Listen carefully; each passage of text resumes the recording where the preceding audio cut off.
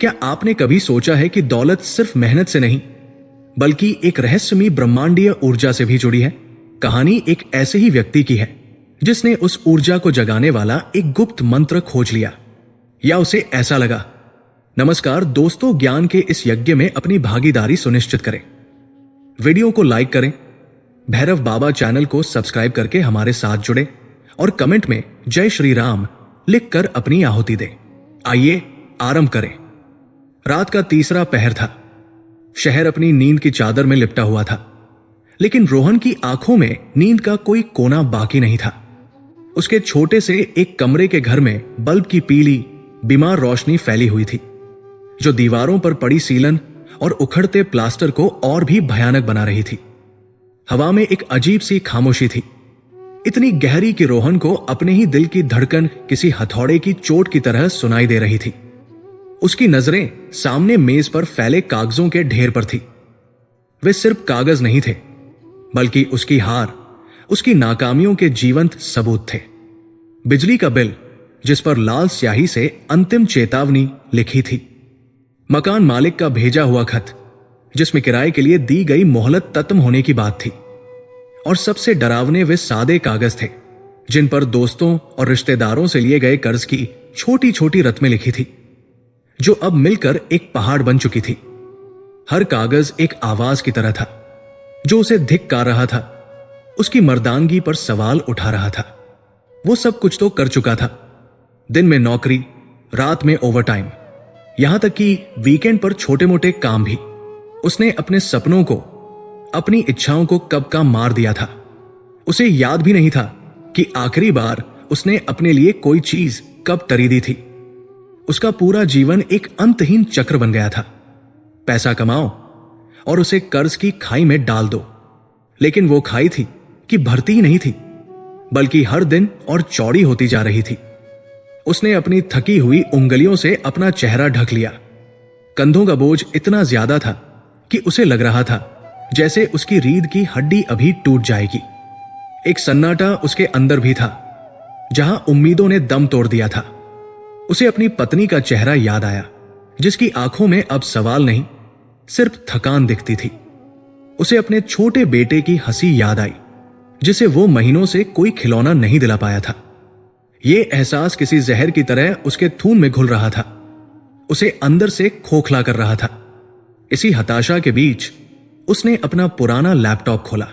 Screen की तेज रोशनी उसकी सूजी हुई आंखों में चुभ रही थी। वो क्या खोज रहा था उसे खुद नहीं पता था। शायद कोई चमत्कार, कोई ऐसा रास्ता जो रातों रात उसकी जिंदगी बदल दे।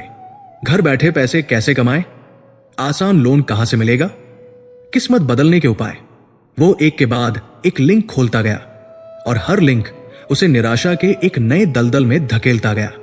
सब कुछ झूठ था, छलावा था। हर वेबसाइट कुछ बेचने की फिराक में थी। हर वीडियो सिर्फ व्यूज बटोरने के लिए बनाया गया था। वो थक चुका था। उसने लैपटॉप बंद करने के लिए हाथ बढ़ाया ही था कि एक शीर्षक ने उसका ध्यान खींच लिया। अजीब से भड़कीले रंगों में लिखा था, ये खाटू श्याम मंत्र धन खींचता है, सिर्फ 2 सेकंड सुन लो। एक पल के लिए रोहन वही जम गया। उसके होठों पर एक कड़वी व्यंग्यात्मक मुस्कान फैल गई। वाह, वो बुदबुदाया, अब ये लोग भगवान को भी बेचने लगे। उसने माउस घुमाया ताकि इस बकवास को बंद कर सके। उसका तार्किक मन चीख चीख कर कह रहा था कि यह सबसे बड़ा धोखा है, अंधविश्वास का एक और घिनौना रूप। अगर सिर्फ 2 सेकंड कुछ सुनने से पैसा आता तो दुनिया में कोई टरीब ही क्यों होता। वो लाखों लोग जो सड़कों पर सोते हैं, वो करोड़ों जो दिन रात मजदूरी करते हैं, क्या वे सब मूर्ख हैं? ये सोचना भी उसके अपने संघर्षों का अपमान था, उसकी मेहनत का मजाक था। उसने उस लिंक को नजरअंदाज कर दिया और कुछ और खोजने लगा, लेकिन वो शीर्षक उसके दिमाग में किसी कील की तरह गड़ चुका था। वो कुछ और पढ़ने की कोशिश करता, पर बार बार वही शब्द उसके दिमाग में कौंध जाते। सिर्फ 2 सेकंड सुन लो। उसके अंदर एक अजीब सी कशमकश शुरू हो गई थी। एक हिस्सा जो पढ़ा लिखा और दुनियादार था, इसे सिरे से वारिस कर रहा था, लेकिन एक दूसरा हिस्सा भी था जो पूरी तरह टूट चुका था, जो हर दरवाजे से ठोकर खा चुका था। वो हिस्सा किसी डूबते हुए इंसान की तरह था, जिसे तिनके का सहारा भी किसी जहाज जैसा लगता है। वो हिस्सा फुसफुसा रहा था, क्या हर्ज है, खोने के लिए अब बचा ही क्या है। अगली सुबह सूरज की पहली किरण के साथ ही मकान मालिक दरवाजे पर आ धमका। उसकी आवाज, उसका लहजा, सब कुछ रोहन के आत्मसम्मान को तार तार कर गया। वो गिड़गिड़ाया, उसने मोहलत मांगी, लेकिन उसे सिर्फ अपमान मिला। उस दिन ऑफिस में भी कुछ ठीक नहीं हुआ। काम में हुई एक छोटी सी तलती पर बॉस ने उसे सबके सामने जलील कर दिया। वो खुद को इतना अकेला, इतना शक्तिहीन महसूस कर रहा था जितना पहले कभी नहीं किया था। शाम को जब वो घर लौटा तो उसका मन भारी था। वो मेज पर बिखरे कागजों को समेटने लगा, शायद इस उम्मीद में कि इस बिखराव को समेटने से उसके जीवन का बिखराव भी सिमट जाएगा। तभी उसकी नजर एक पुरानी मोटी किताब पर पड़ी। ये उसकी दादी की रामायण थी। उसने यूं ही किताब उठाई और जैसे ही उसे खोला, एक मोरपंख हौले से फिसलकर नीचे आ गिरा। वो मोरपंख, वो उसे उठाकर देखने लगा। उसके रंग अब भी उतने ही चमकीले थे। अचानक उसे अपनी दादी का चेहरा याद आ गया। कैसे हर एकादशी पर वो उसे अपने साथ खाटू श्याम जी के मंदिर ले जाती थी। कैसे उनकी आंखों में श्याम बाबा के लिए अटूट विश्वास झलकता था। वो कहती थी, बेटा, जब दुनिया में हर कोई साथ छोड़ दे तब ये हारे का सहारा बनता है। बस मन से एक बार पुकारना पड़ता है। रोहन को याद आया कि बचपन में वह भी उस मोरपंख को अपनी किताबों में रखता था, ये सोचकर कि बाबा उसकी परीक्षा में मदद करेंगे। आज सालों बाद उसी मोरपंख को अपने हाथ में देखकर उसके अंदर कुछ पिघलने लगा। वो कठोरता, वो तार्किकता जो उसने दुनिया से लड़ने के लिए ओढ़ ली थी, एक पल के लिए दरकने लगी। उसने मोरपंख को वापस किताब में रखा और सोफे पर आकर बैठ गया। उसने बेमन से टीवी चला दिया। चैनल बदलते बदलते वो एक पौराणिक कथा पर आधारित कार्यक्रम पर रुक गया। स्क्रीन पर महाभारत के कुरुक्षेत्र का दृश्य चल रहा था। एक तेजस्वी योद्धा जिसके चेहरे पर बाल सुलभ सरलता और आंखों में अपार शक्ति थी, भगवान कृष्ण के सामने खड़ा था। उद्घोषक की भारी आवाज गूंज रही थी। ये थे वीर बर्बरीक, जिनके एक ही बाण में तीनों लोकों को भेदने की क्षमता थी। लेकिन धर्म की रक्षा के लिए उन्होंने अपना शीश दान में दे दिया और भगवान कृष्ण ने उन्हें वरदान दिया कि कलयुग में वे उन्हीं के नाम श्याम से पूजे जाएंगे और हर हारने वाले की पीड़ा को सुनेंगे, उसे सहारा देंगे। रोहन स्तब्ध रह गया। ये क्या हो रहा था? पहले इंटरनेट पर वो मंत्र, फिर दादी की किताब से मोरपंख का मिलना, और अब टीवी पर ठीक उसी देवता की कथा जिनका जिक्र उसकी दादी करती थी। यह महज संयोग नहीं हो सकता था। उसे ऐसा महसूस हुआ जैसे पूरा ब्रह्मांड, पूरी कायनात उसे कोई इशारा कर रही है, कोई संकेत दे रही है, जैसे कोई अदृश्य शक्ति उसे उसी रास्ते पर धकेल रही है जिसे वो कल रात अपनी मूर्खता समझकर छोड़ आया था। उसकी सांसें तेज हो गई, दिल जोर जोर से धड़कने लगा। अब उसकी दिमागी लड़ाई और तेज हो गई थी। उसका व्यावहारिक मन कह रहा था कि यह सब उसके थके हुए दिमाग का वहम है। वह चीजों को आपस में जोड़ रहा है क्योंकि वह कोई उम्मीद खोजना चाहता है, लेकिन उसका टूटा हुआ दिल कह रहा था कि शायद यही वो उम्मीद है, यही वो आखिरी दरवाजा है जिसे खटखटाना बाकी है। शायद विश्वास तर्क से ज्यादा शक्तिशाली होता है। देर रात जब पूरा घर सो चुका था, रोहन वापस अपने लैपटॉप के सामने बैठा। इस बार उसके अंदर कोई व्यंग्य या अविश्वास नहीं था। इस बार एक अजीब सा डर था, एक अनजानी सी उम्मीद थी। उसने कांपते हुए हाथों से वही वेबसाइट खोली।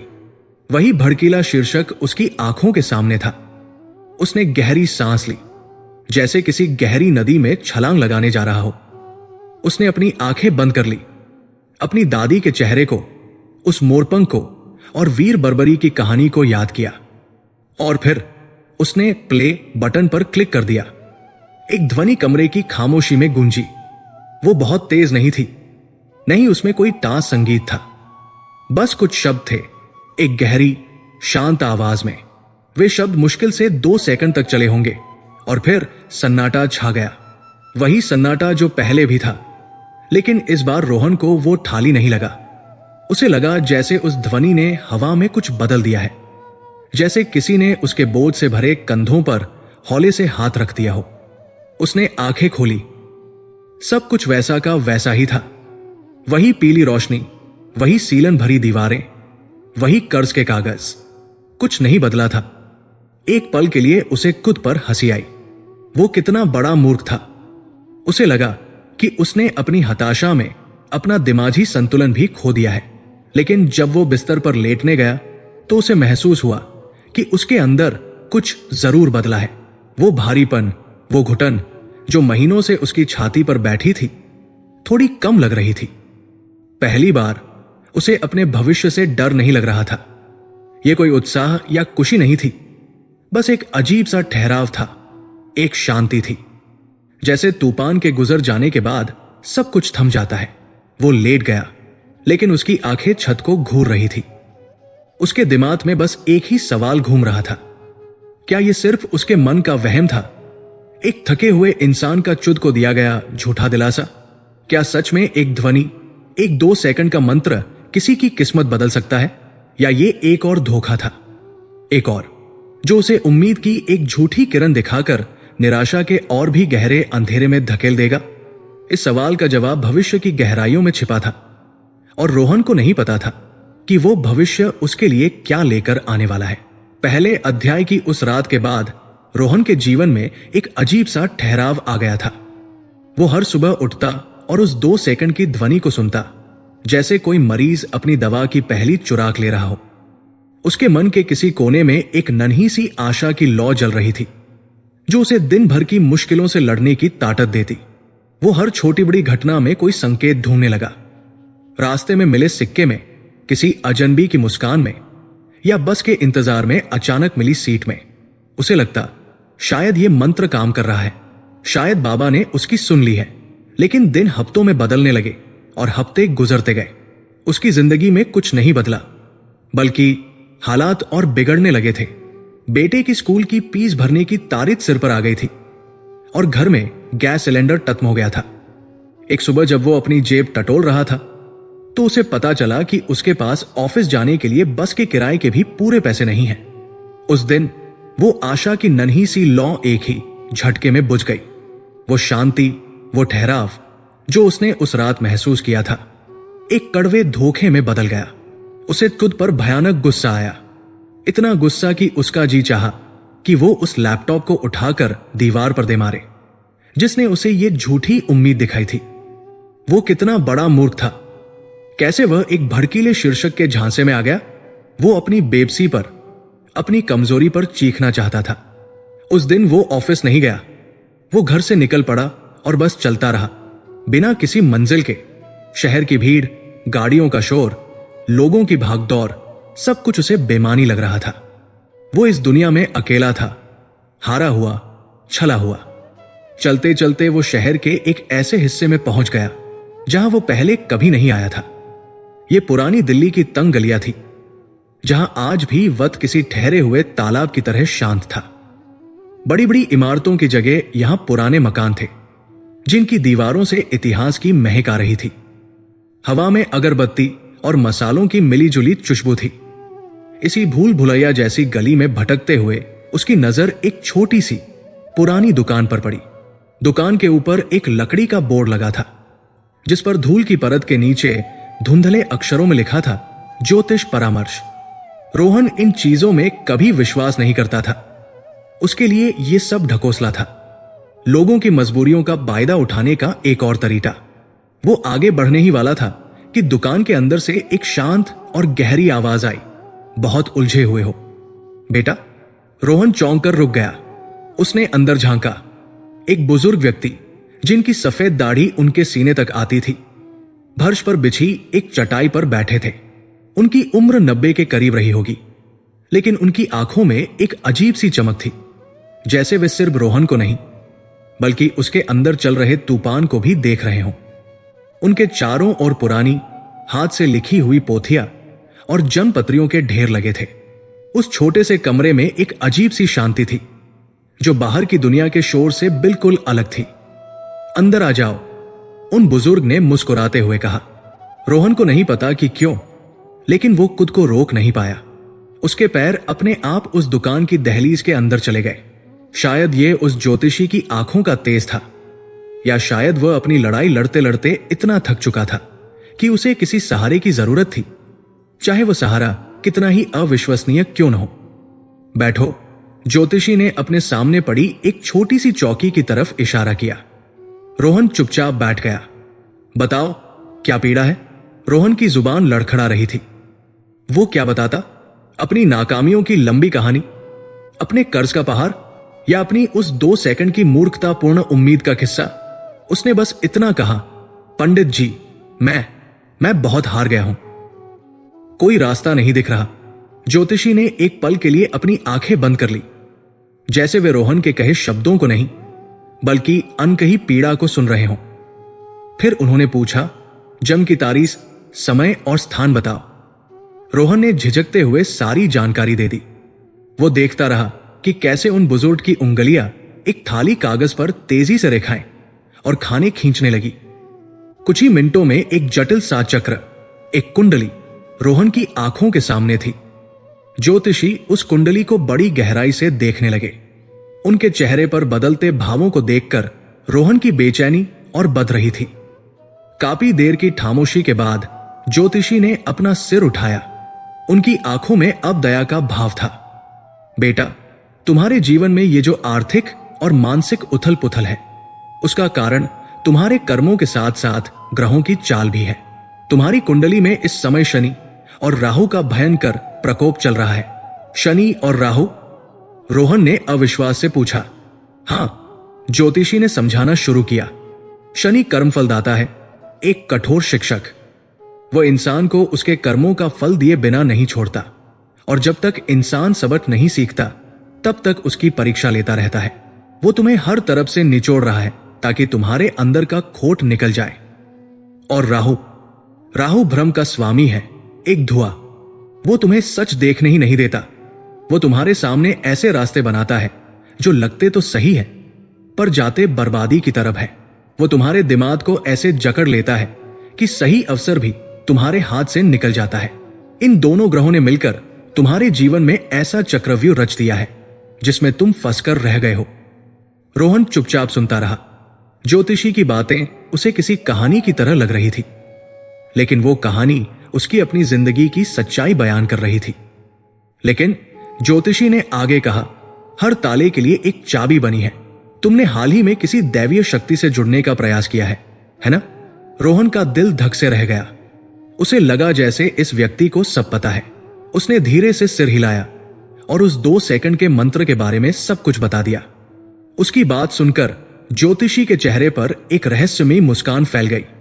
तुम सही दरवाजे तक तो पहुंचे बेटा, लेकिन दरवाजा खटखटाने का तरीका गलत था। तुम जिस श्याम बाबा की शरण में गए हो, वो कलयुग के सबसे जागृत और सबसे शक्तिशाली देवों में से एक है।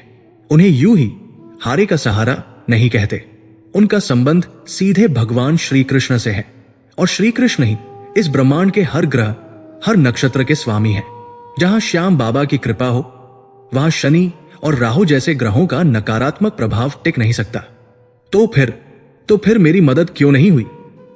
रोहन ने टूटी हुई आवाज में पूछा।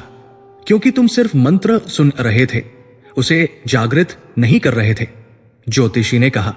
तुमने उस ध्वनि के पीछे छिपी शक्ति को, उस वचन को समझा ही नहीं जिसके कारण यह मंत्र काम करता है। उन्होंने एक पुरानी पोथी उठाई और उसके पन्ने पलटने लगे। क्या तुम वीर बर्बरी की कथा जानते हो? रोहन ने न में सिर हिलाया। तो सुनो, ज्योतिषी ने कहना शुरू किया, और उनकी आवाज में एक ऐसा जादू था कि रोहन अपनी सारी परेशानियां भूलकर उस कथा में खो गया। महाभारत काल में एक महान योद्धा थे, घटोत्कच के पुत्र बर्बरीक। उन्हें ऐसी शक्तियां प्राप्त थी कि वे एक ही बाण से पूरी शत्रु सेना का नाश कर सकते थे। जब महाभारत का युद्ध शुरू हुआ तो वे अपनी माता को वचन देकर निकले कि वे युद्ध में हारने वाले पक्ष का साथ देंगे। भगवान कृष्ण ये जानते थे कि अगर बर्बरीक ने युद्ध में भाग लिया तो पल भर में सब समाप्त हो जाएगा और धर्म की स्थापना का उनका उद्देश्य अधूरा रह जाएगा। कृष्ण ने ब्राह्मण का वेश धरकर बर्बरीक को रोका और उनकी शक्ति की परीक्षा ली। परीक्षा में सफल होने के बाद कृष्ण ने बर्बरीक से एक ऐसी चीज दान में मांग ली जो कोई योद्धा कभी नहीं दे सकता। उन्होंने बर्बरीक से उनका शीश, उनका सिर मांग लिया। रोहन ने सिहर कर आंखें उठाई। बर्बरीक समझ गए कि ये कोई साधारण ब्राह्मण नहीं है। उन्होंने अपना शीश काटने से पहले कृष्ण से अपना असली रूप दिखाने की प्रार्थना की और युद्ध को अंत तक देखने की इच्छा जताई। कृष्ण ने उन्हें अपना विराट रूप दिखाया और वचन दिया कि तुम्हारा सिर कटने के बाद भी जीवित रहेगा और सब कुछ देखेगा। बर्बरीक ने एक पल भी सोचे बिना धर्म की रक्षा के लिए खुशी खुशी अपना सिर काटकर कृष्ण के चरणों में अर्पित कर दिया। उनके इस अतुलनीय त्याग से प्रसन्न होकर श्री कृष्ण ने उन्हें वरदान दिया, हे बर्बरीक, कलयुग में तुम मेरे श्याम नाम से पूजे जाओगे। जो कोई भी हारा हुआ, दुखी और सच्चे मन से तुम्हारी शरण में आएगा, तुम उसकी हर पीड़ा दूर करोगे। तुम्हारा एक नाम हारे का सहारा होगा। उनका वो वचन आज भी इस ब्रह्मांड में एक अटल नियम की तरह गूंज रहा है। कहानी खत्म हुई तो कमरे में गहरा सन्नाटा था। रोहन की आंखों में आंसू थे। उसे आज समझ आया था कि वो जिस शक्ति को एक टोटका समझ रहा था, उसके पीछे कितना बड़ा त्याग और कितना महान वचन छिपा था। ज्योतिषी ने कहा, बेटा, तुम जो 2 सेकंड की ध्वनि सुन रहे थे, वो तो बस एक विज्ञापन है। असली मंत्र तो एक ऊर्जा है, एक भाव है। वो मंत्र है श्री श्याम देवाय नमः। इस मंत्र का प्रभाव तब शुरू होता है जब इसे जपने या सुनने वाला सिर्फ शब्दों को नहीं, बल्कि बर्बरी के उस त्याग को, कृष्ण के उस वरदान को और हारे हुए के लिए उनके उस वचन को अपने अंदर महसूस करता है। तुम उनसे कागज के नोट मांग रहे थे, लेकिन धन का असली अर्थ क्या है? धन सिर्फ पैसा नहीं है बेटा।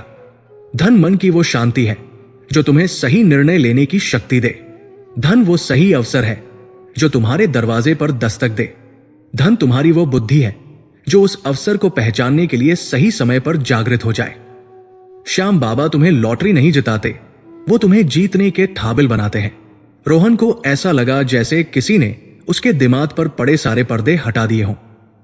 उसे अपनी तलती का एहसास हो रहा था। वो एक भिखारी की तरह सिर्फ मांग रहा था, एक भक्त की तरह उस शक्ति से जुड़ने का प्रयास ही नहीं कर रहा था।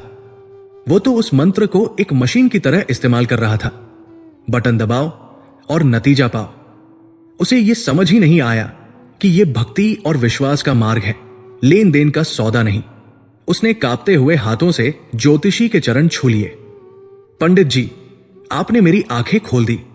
मैं बहुत बड़ा अज्ञानी था। ज्योतिषी ने उसे उठाकर गले से लगा लिया। अज्ञान में होना पाप नहीं है बेटा, अज्ञान में बने रहना पाप है। तुम्हें रास्ता दिख गया है, यही बड़ी बात है। रोहन जब उस दुकान से बाहर निकला तो सूरज ढल रहा था। आसमान में सिंदूरी रंग फैला हुआ था। बाहर की दुनिया वही थी, लेकिन रोहन अब वही नहीं था। उसके अंदर का गुस्सा, निराशा और कड़वाहट धुल चुकी थी। उनकी जगह अब एक गहरी समझ, एक श्रद्धा और एक नई सच्ची उम्मीद ने ले ली थी। उसे अब यह ज्ञान मिल चुका था कि वो केवल एक ध्वनि के पीछे भाग रहा था, जबकि असल खजाना तो उसके पीछे छिपी भावना और विश्वास में था। लेकिन जैसे ही वो अपनी गली के मोड़ पर पहुंचा, उसके दिमाग में एक नया सवाल उठा। ज्ञान मिल गया था, रास्ता भी साफ दिख रहा था, पर क्या सिर्फ ये जान लेने से कि ताला कैसे खुलता है, दरवाजा अपने आप खुल जाएगा? या उस चाबी को ताले में डालकर घुमाने के लिए, उस रास्ते पर पहला कदम बढ़ाने के लिए उसे कुछ और भी करना होगा? ज्योतिषी से मिली ज्ञान की रोशनी में रोहन का जीवन अब एक नई दिशा पकड़ रहा था। वो 2 सेकंड की भ्रामक ध्वनि को भूल चुका था। अब हर सुबह ब्रह्मा मुहूर्त की शांत बेला में, जब दुनिया सो रही होती थी, रोहन एक छोटे से आसन पर बैठता। वो अपनी आंखें बंद करता और उस मंत्र का जाप शुरू करता जो अब उसके अंतर्मन में बस चुका था, श्री श्याम देवाय नमः। शुरुआत में यह बहुत मुश्किल था।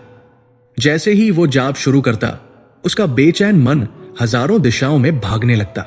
उसे मकान मालिक का चेहरा दिखता, बेटे की स्कूल की फीस की चिंता होती, कर्ज की रथ में उसके दिमाग में नाचने लगती। उसका शरीर तो आसन पर होता, पर उसका मन अतीत की नाकामियों और भविष्य की चिंताओं के बीच किसी पेंडुलम की तरह झूलता रहता।